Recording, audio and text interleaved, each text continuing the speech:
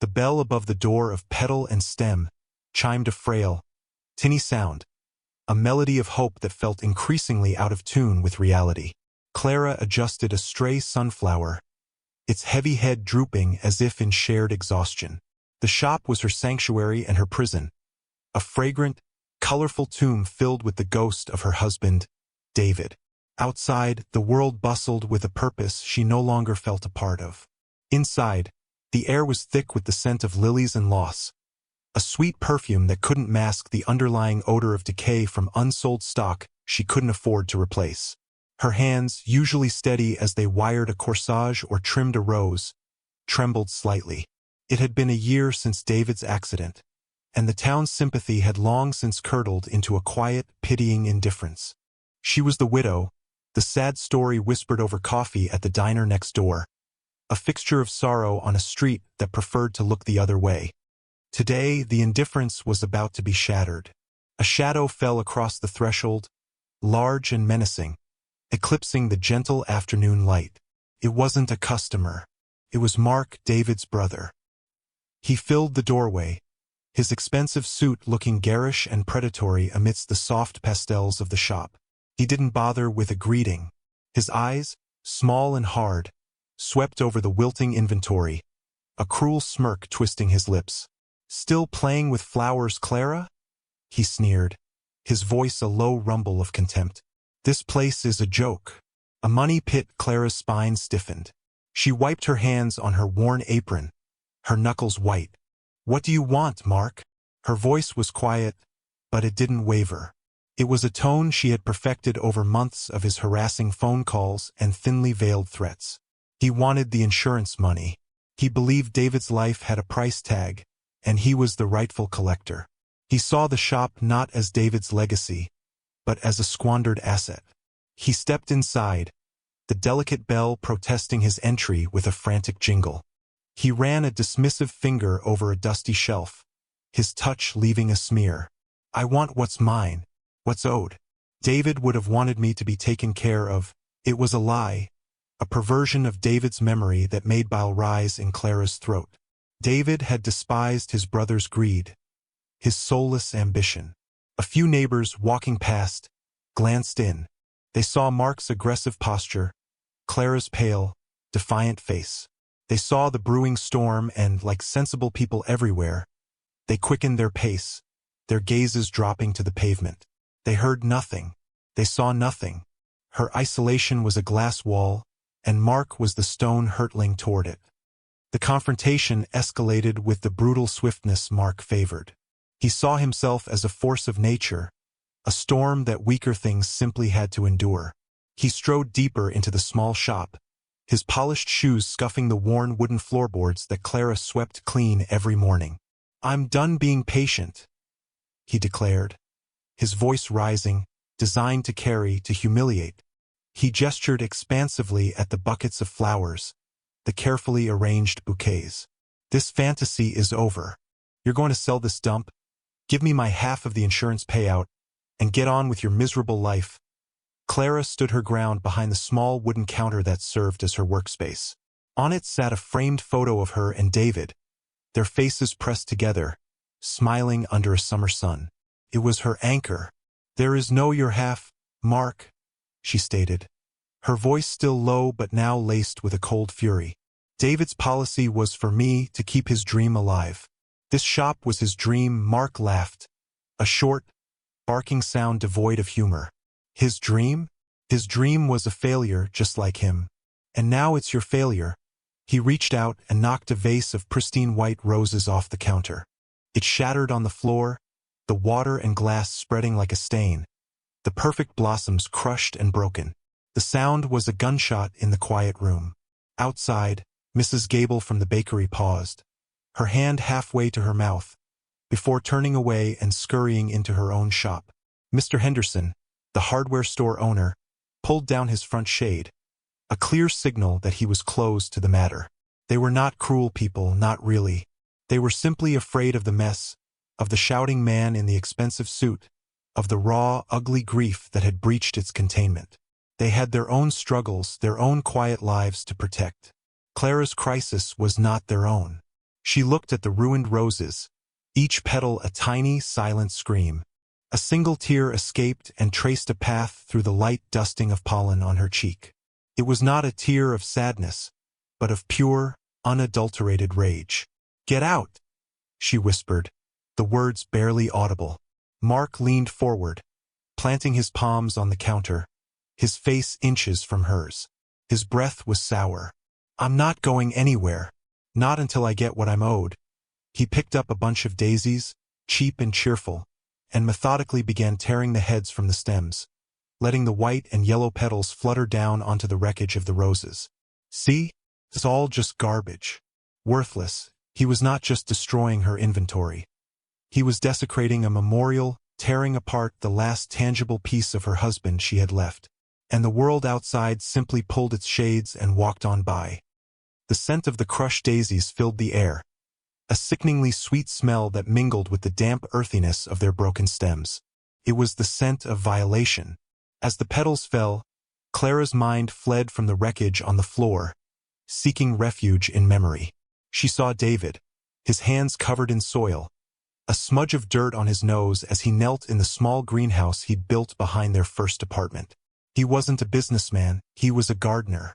He believed that beauty was a form of resilience, that a flower pushing through concrete was the ultimate act of defiance. "They don't shout, Clara," he'd told her once, holding up a fragile poppy. "They just grow. They find the light," no matter what. David had been a mechanic before he discovered flowers. He'd worked in a loud, greasy garage on the edge of town, a place that always seemed to have a line of hulking motorcycles parked out front. He'd been good with engines, but his heart wasn't in it. The noise, the fumes, the constant angry roar of machinery, it wore on his quiet soul. He'd come home some days with a weariness that went bone deep, his hands stained with grease he couldn't quite scrub away. He never talked much about his time there, only that the men were a certain kind. Men who lived by codes she didn't understand. He'd left that world behind to build this one with her, a world of silent, growing things. After his death, Mark had sneered at the career change. From bikes to blossoms? What a joke. He was soft, but Clara knew the truth. It hadn't been softness that led David to this life. It had been a search for a different kind of strength. The strength to nurture, not to intimidate. The strength to create beauty in a world that often felt ugly. This shop, this little pocket of color and life, was the physical manifestation of that strength. It was his rebuttal to the world of noise and anger he had left behind. Her gaze drifted to the photograph on the counter, the one Mark hadn't yet touched. David's smile was wide and genuine. Behind him in the photo, barely visible and blurred by the focus, was the fender of a dark green motorcycle. She'd never thought much about it, a relic from his old life. He'd told her he'd sold it to fund the down payment on the shop, a sacrifice he'd made gladly. Now, standing in the ruins of their shared dream, facing the brother who embodied everything David had turned away from, she clung to that memory. David's strength wasn't in his fists or his voice. It was in his quiet conviction. And in this moment, that conviction was all she had left. Mark was still talking, his voice a droning buzz of entitlement, but she wasn't listening. She was listening to the echo of David's words. They find the light, no matter what. The pressure mounted over the following week, a slow, suffocating python squeeze. Mark, having failed to break her with one brutal assault, shifted to a campaign of insidious terror. It began with phone calls in the dead of night, the line silent except for the sound of his breathing, a chilling reminder that he was always there, waiting. Then came the notes, slipped under the shop door. "Sell it." One read, the letters thick and black, pressed so hard into the paper they were almost torn through. Another said, "You're all alone." He was right. The glass wall of her isolation was no longer transparent. It was a one-way mirror. She could see out, but no one seemed to see in. One morning she arrived to find the shop's large front window cracked, a spiderweb of fractures radiating from a single point of impact.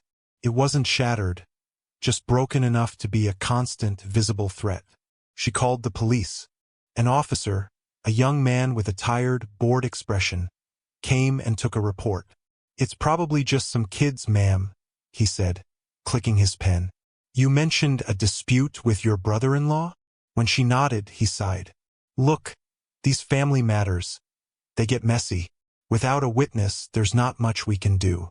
You should probably try to work it out with him." He handed her a card for a family counseling service and left. "Work it out." The words echoed in the hollow space of the shop. How do you work it out with a hurricane? The community's silence deepened, solidifying into a wall of deliberate avoidance. When she walked down the street to get coffee, her neighbors would suddenly find something fascinating in their shop windows. Mrs. Gable, who used to give her day-old pastries, now busied herself with inventory whenever Clara passed. Mr. Henderson wouldn't meet her eye. They had seen the cracked window. They had heard the whispers. They had chosen their side, the side of non-involvement. Fear was a contagion, and they were keeping a safe distance. Clara spent her meager savings on a temporary acrylic sheet to cover the crack, a flimsy, ugly patch that distorted the view of her flowers. It felt like a scar on the face of the shop. Every customer who didn't come in, every neighbor who hurried past, was another small victory for Mark. She was being erased, her existence on the street becoming as transparent and fragile as the plastic covering her window. Sleep became a luxury she couldn't afford. She'd lie awake, listening to every creak of the old building, every car that slowed on the street outside, her heart pounding in her chest. She was trapped, a lone soldier defending a fortress that was crumbling from the outside in, with no hope of reinforcements. The final confrontation came on a gray, overcast Friday. The sky wept a miserable drizzle, blurring the world outside the shop's scarred window. Business had been non-existent. The few remaining fresh flowers seemed to wilt from the sheer weight of the oppressive atmosphere. Clara was in the back, trying to salvage what she could, when the bell above the door didn't just jingle. It was ripped from its fixture with a screech of tortured metal. She froze. When she stepped into the main room, her heart plummeted. Mark was there, but he wasn't alone. Flanking him were two large, thuggish men in cheap suits who looked as if they'd been rented for the occasion. They had the dead-eyed look of men who were paid not to ask questions. "Clara," Mark said, his voice smooth and final. "Time's up." He held up a set of official-looking documents. "This is a formal offer from a developer to buy the whole building. I've already agreed to sell my share. All you have to do is sign." He slid the papers onto the counter, next to a pen. "Sign it, and you walk away with enough to start over somewhere else. Refuse." He paused, letting the threat hang in the air. "And these gentlemen will help you pack." The two thugs took a step forward, their presence sucking the remaining air from the room. They were brick walls in human form. This was it, the end of the line, the moment of surrender or annihilation. Clara looked at the papers, then at Mark's triumphant, predatory face. She saw the thugs flexing their hands, and in that instant, something inside her, a cord of grief and fear that had been stretched taut for a year, finally snapped. But it didn't break into despair. It snapped into a white-hot, diamond-hard clarity. She would not sign. She would not surrender David's dream to this vulture. She looked past Mark, past the thugs, to the open doorway. The diner next door. The garage across the street. Freedom. Without a word, she lunged. Not at them, but around them. She was small and quick, fueled by a desperate surge of adrenaline. She dodged Mark's clumsy grab, slipped past the first thug, and bolted out of the door into the rain. "Get her!" Mark bellowed, his voice cracking with fury and surprise. The chase was on. She ran, her worn sneakers slapping against the wet pavement. She didn't have a plan. She just ran. Away from the shop, away from the broken glass and crushed flowers, away from the ghost of her husband and the monster wearing his brother's face. She could hear them behind her, their heavy footsteps pounding the sidewalk, gaining on her. The street, usually a place of quiet commerce, became a theater for the desperate chase. Heads popped up in windows, doors cracked open. This was no longer a private dispute hidden behind a shop's walls. It was a raw, public spectacle. Mrs. Gable stood frozen in the doorway of her bakery, a tray of cooling croissants in her hands, her face a mask of shock and dawning shame. She saw Clara, her hair plastered to her face by the rain, her expression one of pure, primal terror. This wasn't the quiet, sad widow. This was a woman running for her life. Mr. Henderson, who had so diligently pulled his shade just days before, now stood on the curb, his mouth agape. He saw the two brutish men closing the distance, their intentions brutally clear. He saw Mark, red-faced and screaming, not a grieving brother but a predator in pursuit of his prey. The community, which had built a wall of silence around Clara's suffering, was now forced to watch the consequences of that silence play out in real time. The whispers started, no longer gossip, but murmurs of alarm and a slow-growing, collective guilt. My God, he's actually chasing her. What is wrong with him? Someone should do something, but no one did. The instinct for self-preservation was still stronger than the nascent call to action. They were onlookers, paralyzed by the sudden violence of it all, by their own complicity. They had judged her situation as messy, a family matter, something to be avoided. Now they saw it for what it was, a vicious persecution. They saw her flight not as an act of weakness, but as a desperate, courageous act of defiance. She wasn't just running away. She was running toward something, though none of them could guess what. They watched her stumble, nearly fall, and then push herself back up, her lungs burning, her legs screaming. They saw the sheer, unyielding will in her small frame. And for the first time, the pity they felt for her began to curdle into something else, something closer to respect. They were seeing the quiet strength David had always known was there. They were seeing the flower pushing through the concrete, and they were ashamed they had done nothing to help it find the light. The shift was subtle, a change in the emotional atmosphere of the street, but it was palpable. The judgment was dissolving, replaced by a horrifying clarity. They had let this happen. Clara's lungs were on fire. Her vision tunneled. The sounds of her own ragged breaths and the pounding footsteps behind her were all that existed. Then she saw it, through the rain and her own desperate tears, the dull glint of chrome. Across the street, parked in a formidable line in front of the old garage, was a row of motorcycles. Big, heavy Harleys, gleaming black and dark green and deep crimson, even in the dim light. And leaning against them, taking a break under the garage's wide awning, were their owners, the Iron Serpents, a local motorcycle club. They were the town's resident boogeymen, clad in leather and denim, their faces weathered and bearded. Men the rest of the town gave a wide berth. Men David had once worked alongside. She didn't know if they would help. She didn't know if they would laugh. She didn't know anything except that the thugs were closing in, their hands reaching for her, and the bikes were her only hope. With the last of her strength, she veered off the sidewalk, darting between parked cars and directly into their path. She stumbled to a halt right in front of the largest of the men, a mountain of a man with a thick gray beard and a faded serpent patch on his leather vest. His eyes, surprisingly clear and sharp, widened in surprise.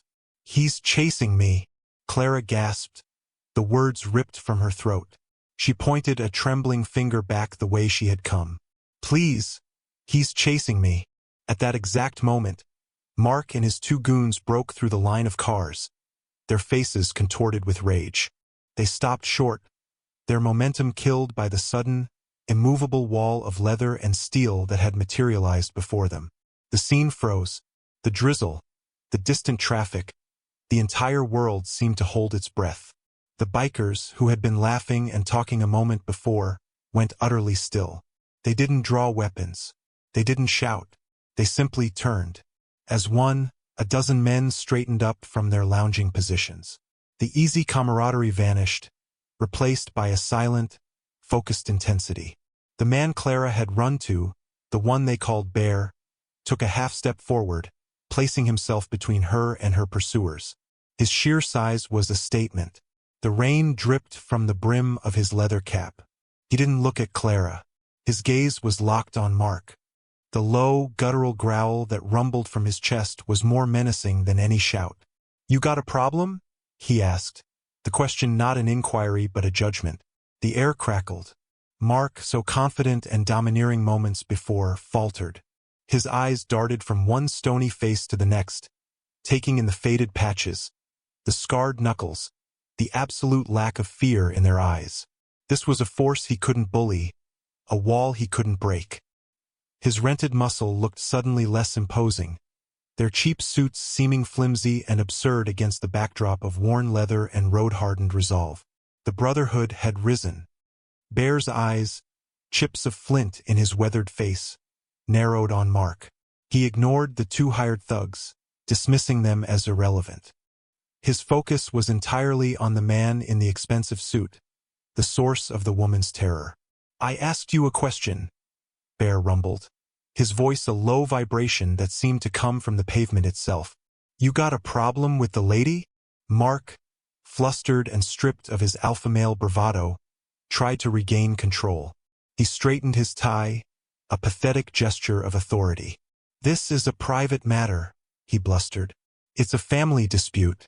She's my sister-in-law," he gestured toward Clara, who was now sheltered behind Bear's massive form. "The shop belonged to my brother." At the mention of the shop, a flicker of recognition crossed Bear's face. He glanced over his shoulder at Clara, truly looking at her for the first time. He saw the exhaustion, the grief, but also the defiance in her eyes. He saw the dirt smudge on her cheek from her fall. "Your brother," Bear said slowly, his gaze returning to Mark. "He owned the flower shop? Petal and stem?" Mark nodded, sensing a possible opening. "Yes, David. My brother."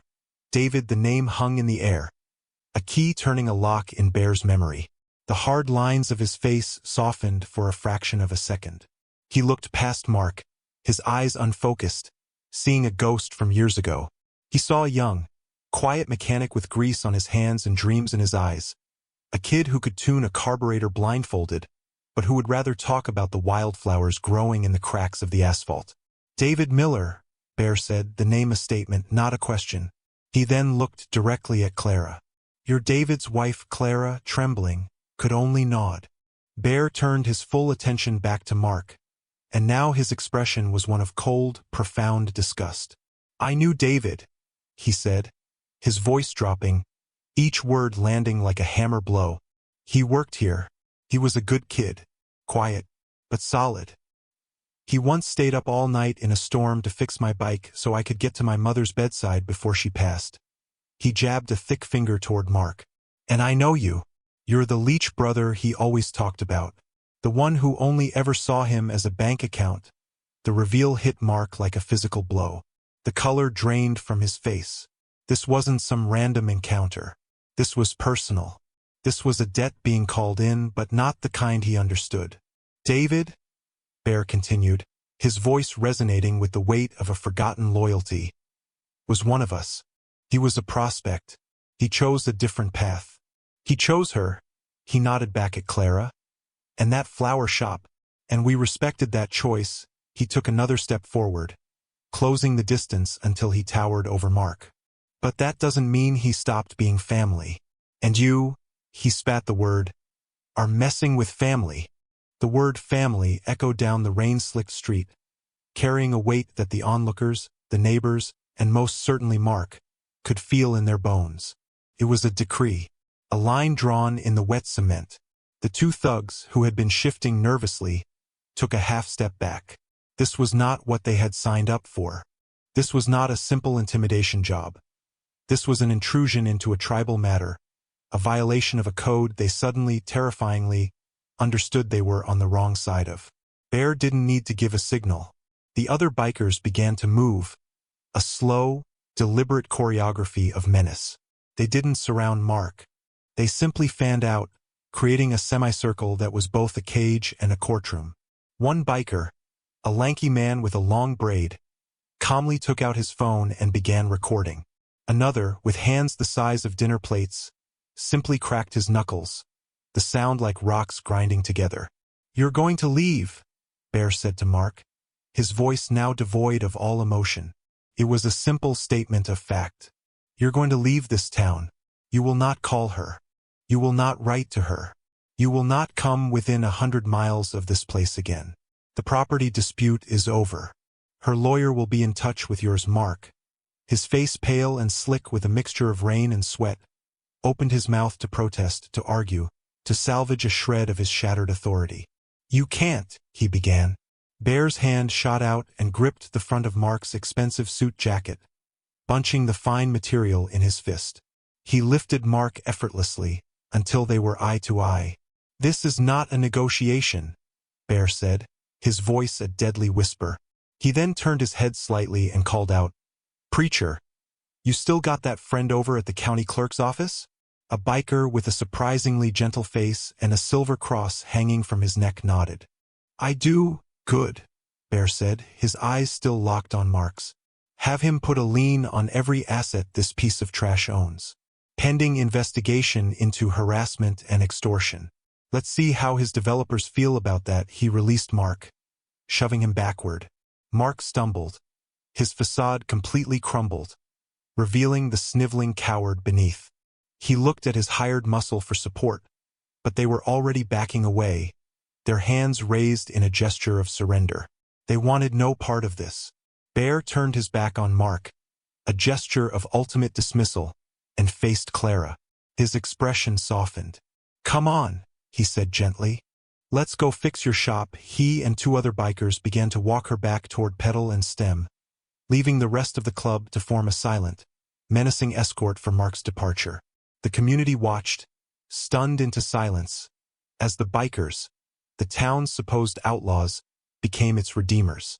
They were witnessing an act of profound, unwavering loyalty, a kind of justice the law had been unable or unwilling to provide. And then the bikers turned their attention to the shop.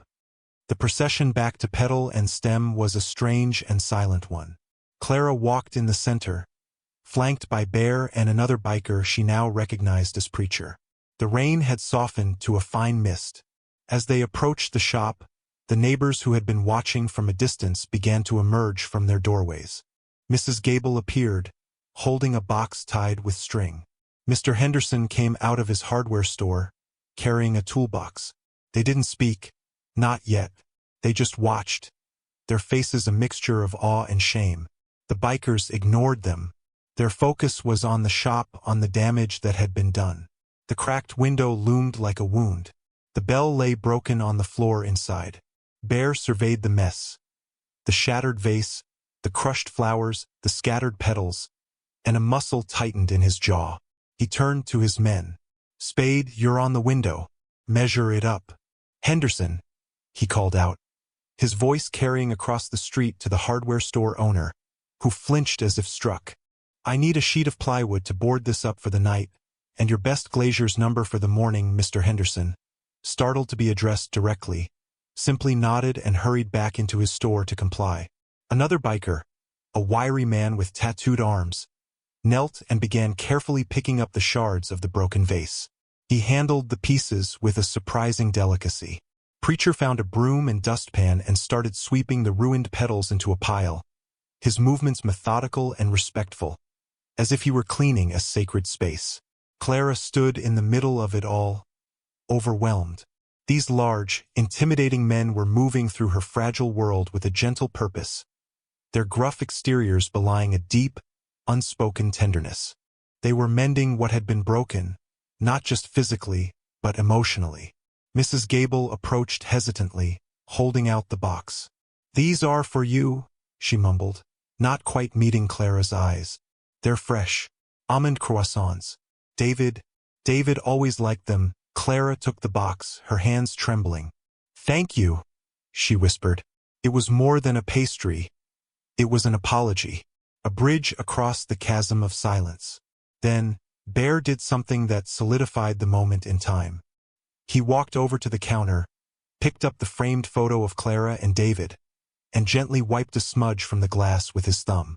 He looked at it for a long moment, then set it back in its place of honor. He turned to Clara, his expression serious. He took off his own leather vest, his cut, the sacred symbol of his identity and allegiance to the club. It was heavy, worn, smelling of leather and road dust. From an inner pocket, he produced a small, embroidered patch. It was a single, perfect rose, rendered in deep red thread, with a serpent's tail coiled around its stem. It was a unique design, one she had never seen. "David was designing this," Bear said, his voice thick with emotion. "For the club. For guys like us who found something softer." He never got to finish it. He held the patch out to her. "The iron serpents, don't forget. You're under our protection now." Your family, the bikers, stopped what they were doing and watched. In their world, this was the highest honor, a symbol of belonging and unwavering loyalty. Clara took the patch. Its stitched threads a tangible link to David, to a part of his life she never knew, and to the new, unexpected family that had just claimed her. In the days that followed, the street was transformed. The quiet, almost fearful atmosphere that had settled around petal and stem evaporated, replaced by a low hum of protective energy. The broken window was replaced with a new, gleaming pane of glass, installed by the town's best glazier and paid for from an anonymous fund that everyone knew came from the bikers. The flimsy acrylic sheet was gone, and with it, the last visible scar of Mark's reign of terror. The iron serpents became a quiet, constant presence. They didn't loom or intimidate. Instead, their bikes would be parked in a neat row in front of the garage across the street, a silent declaration that the shop was protected. One of them, Spade, the carpenter, spent a Saturday rebuilding the shelves Mark had damaged, using polished oak that made the shop look richer, more permanent. Another member, whose road name was Doc, was a retired paramedic. He made a point of stopping by every day to check on Clara, his gruff, "You doing okay, kid?" A daily dose of reassurance. They became customers. Big, bearded men who had never bought a flower in their lives would now stop in, fumbling through requests. "My old lady's mad at me," one would mumble, and Clara would patiently help him choose between roses for an apology and lilies for forgiveness. They paid in cash, always leaving a generous tip, their quiet patronage breathing life back into her struggling business. The community's transformation was just as profound. The wall of silence had crumbled, replaced by a bridge of active support. Mr. Henderson dropped off a new, sturdy lock for the back door. On the house, Mrs. Gable made petal and stem the official supplier of the small bouquets she placed on her bakery's tables. People who had once hurried past now stopped in to buy a single stem or just to say hello. They saw her differently now. She was no longer just the tragic widow. She was the woman who had faced down a monster and won. The woman who had earned the fierce loyalty of the town's most formidable residents. She was a survivor. One afternoon, as she was sewing the rose and serpent patch onto the corner of her work apron, Bear came in. He didn't say anything, just watched her careful stitches. When she was done, she held it up. The patch was a small detail on the worn fabric, but it was a symbol of immense power. It declared her part of a tribe. "It's perfect," she said quietly. Bear simply nodded, a rare, small smile touching his lips. "David would have liked that," he said. The recognition was complete. It wasn't loud or ostentatious. It was a quiet, deeply felt respect that had been earned through her resilience and honored by their code. The shop was no longer just a memorial to what she had lost. It was a testament to what she had found.